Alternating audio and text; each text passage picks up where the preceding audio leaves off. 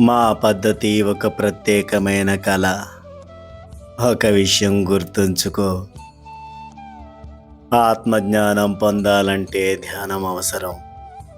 అంటే ఆత్మానుష్ఠానం మనస్సును శాంతపరిచి సమాధిలోనికి తీసుకెళుతుంది. అంచేత అన్ని వాంఛనను వదిలి మనసును దేవుని మీద కేంద్రీకరించు.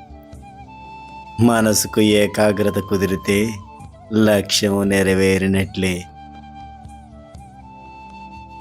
ధ్యానం కొరకు నా సగుణ రూపాన్ని కానీ నిర్గుణ రూపాన్ని కానీ ధ్యానించు.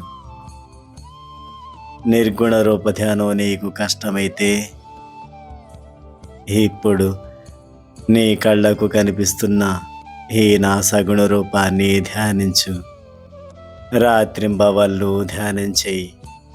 అలాంటి ధ్యానం వల్ల మనస్సు అద్వైతంలో విలీనమవుతుంది. స్వపర భేదాలు నశించిపోతాయి. ధ్యానం కొరకు బలవంత ప్రయత్నాలు చేసే అవసరం కూడా ఉండదు. దీని ఫలితంగా చైతన్య ఘనత, బ్రహ్మ సమరసత సిద్ధిస్తుంది.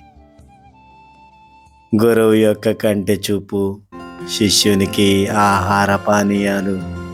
ఓం సాయి శ్రీ సాయి జై జై సాయి జై జై సాయి ఓం సాయి శ్రీ సాయి జై జై సాయి జై జై సాయి. బాబా చెప్పిన ఈ వాక్యాలను బట్టి మనం అందరం కూడా నిర్గుణ రూపాన్ని ధ్యానించలేం. కాబట్టి కనిపించే బాబా యొక్క సగుణ రూపాన్ని ధ్యానించి